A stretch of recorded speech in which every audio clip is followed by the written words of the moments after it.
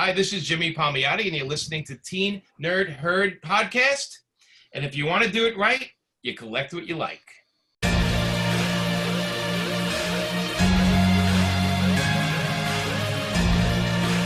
This is a DJ Abomination remix.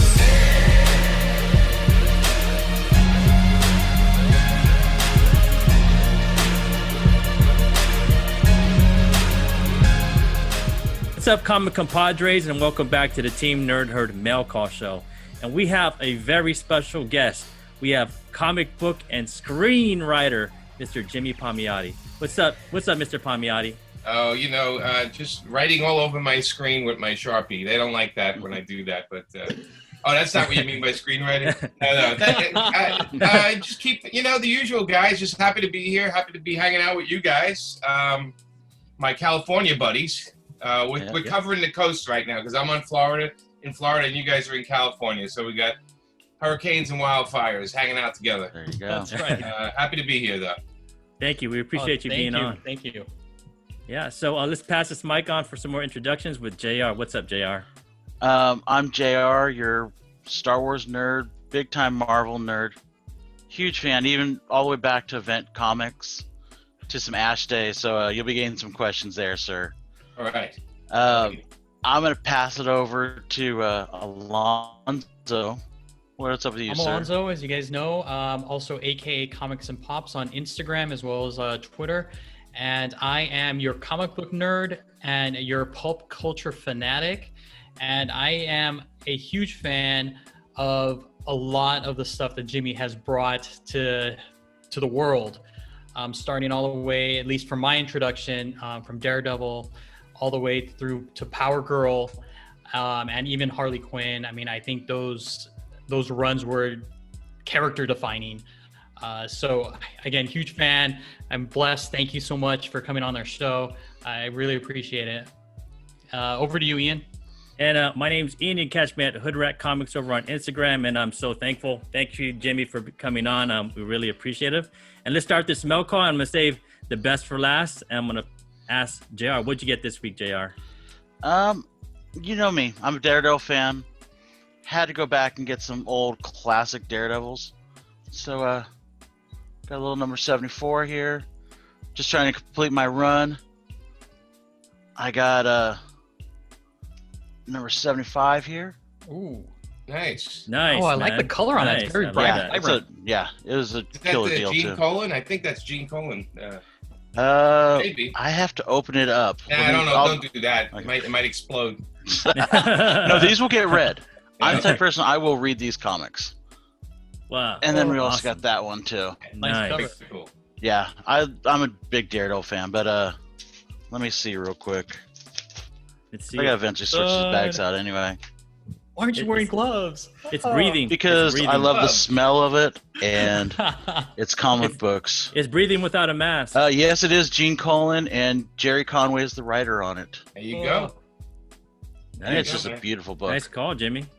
Yeah.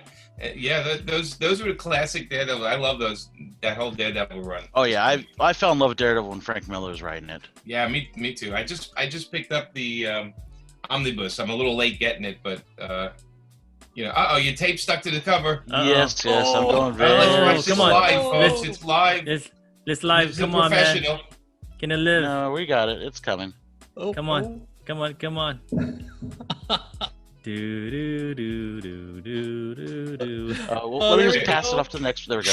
There we go. Okay. Oh, No. we're not it's gonna- saved. Painter's tape. Come on, man. Painter's tape. No. The tape on the bags is the worst. I'm sorry. It just No, it is. How many comics have been destroyed by tape? You had me. You had me sweating there, And JR. the problem is I that know.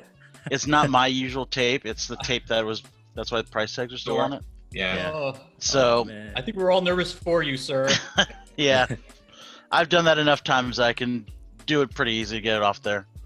But I'm going to pass it over to Alonzo and see so what he's got for us. I only have a couple things. As you know, we are definitely huge fans of Peach Momoko here on the show. And so I got the Marvel anime from Upper Deck, the cards. How'd you get that, man? Those are impossible to get. Yeah, they were pre-sale. So I just went to the LCS and had them, buy me a couple. So I have these. I love it. I can't wait to tear them open. Like the cards look really good. Yeah. She's got like a lot of chibi characters, anime characters. I mean, I'm looking forward to seeing. What do you think about Momoko, Jimmy? Peach, Amanda and I know Peach for a long time, so we love. She just did some work for me. She did a bunch of pages and some pinups and stuff that I'm gonna work into a future Kickstarter. But we would see her and a boy and her husband. I guess husband, right? That's her husband. Yeah. That's at the cons. Mm-hmm. We would see them at the shows all the time, and Peach would be knocking out these beautiful watercolors. And right? We have some originals of hers around the house. Ooh. And Oh my god! Just Alonzo's jealous. They're just a We're all great jealous. couple. They're just a great couple, and she's a super talent. We love them, and I love that she's getting so much attention lately. She deserves it. Mhm. Yeah. For Awesome. sure. So what else you got, Alonzo? Okay, so I got my last one, and I've been kind of looking for this book. I finally found it, and it's because of Jimmy and Amanda on that particular Power Girl run. I couldn't help myself.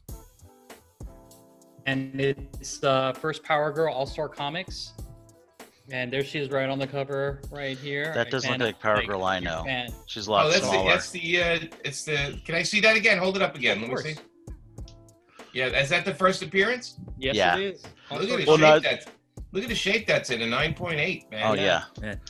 No, I'm Wow. just joking because the beautiful. old story of the artists kept drawing the boobs bigger and bigger. Yes, So Wally that's Wood, like the A cup version of her.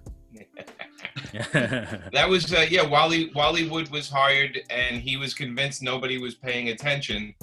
So every issue he drew Power Girl's breasts bigger and bigger and bigger until the editor finally said, "Hey, what's going on with Power Girl's breasts?" And that's where he stopped it at. So that's why they're the size that they are. Oh, it's fantastic. And I seriously, I love the interaction between her and Harley. You guys are writing. It's fantastic. It's hilarious. Yeah, they're fun because they're opposites. She's like Power Girl's a little more serious than Harley. So it's kind of always fun to put opposites together. So that's what I have for this week. Over to you, Ian. All right, for me, so I don't have older books, but I'm really getting into this new series. It is called the Department of Truth, and I'm really into this Tinion series, and I got the this is the secret variant, I think. Nice. Yep, and then I got the 1 in 10. That's awesome, and then I got the Marilyn Monroe, the 1 in 50. Yeah. Yeah, man. Nice. My shop is pretty awesome, and I gotta thank Matthias. He lets me put on stuff on layaway. I can pay it off every couple weeks because our pulls are crazy, man. I have a budget, but he lets me put money down, and when I got enough, I just go back and pay it off. So thank you, Matthias. You're the best. No worst game in comics. Been there for a long time. And then I got a couple other books to show. So the first book I got, this is more of a Amadeus Cho kind of run. So I found a Hope #1, and then I found this pretty dope cover. I think this is a first team appearance of Amadeus Cho and a couple other heroes. And then don't be mad at me, guys. I found this one for cover. So it's the first appearance, Nice. first Amadeus Cho. I saw a couple boxes as I was walking out of LCS that were kind of lonely. And they were lonely in the corner, and I love lonely corner boxes. And the third one that as I was going through, I saw this, and I had to get it, man. So Oh my God, you're so lucky. yeah, man. So that's my my haul today, and this turned out. Let's see all the good stuff. What you got, Jimmy?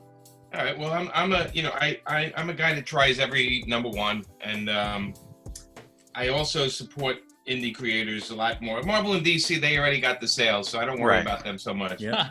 So I picked up one book by Sina Grace and Omar Spahi, I guess how you say his last name, and it's called Getting It Together.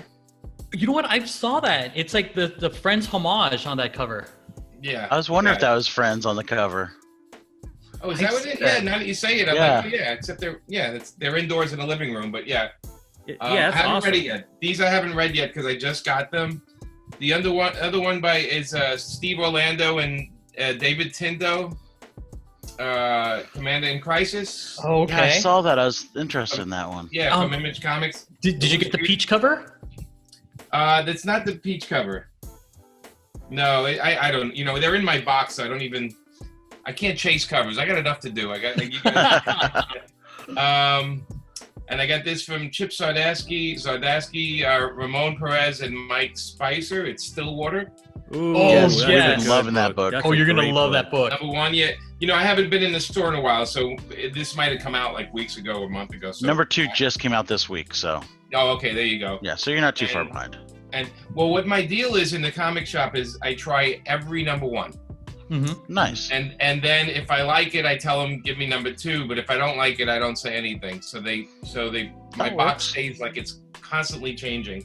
The other book I picked up, this kind of weird one by Jesse Lonergan from Image called Hedra. Ooh, I haven't even seen that. interesting. Yeah. Yeah. And it's an interesting format because the inside's like tons of panels and Oh, it's a wow. 2 or Oh my 3 God. panel That's comic. visually stunning. Is there? Yeah, it is. I don't know how it is, but it looks pretty cool. Wow. Wow. And let's then I really always pick that pick up a trade every week. So this week I picked up the Jonah Hex Omnibus for the Oh, Nice. nice. and this is like I think it's like 300 pages. No, I'm Didn't sorry, somebody write Jonah Hex? It's 500 pages. It's 500 pages. Yeah, I did write it, but these were the books I read when I was a kid. Right. Oh. That made me fall in love with the characters. So it's Michael Fleischer who created, and John Albano created Jonah Hex with Garcia Lopez and the other co-creator, which was Tony DeZugna. It's just beautiful book. And then I picked up one old comic. So, Uh-oh. Here it is. Here's the heat. Uh-oh. Let's see it.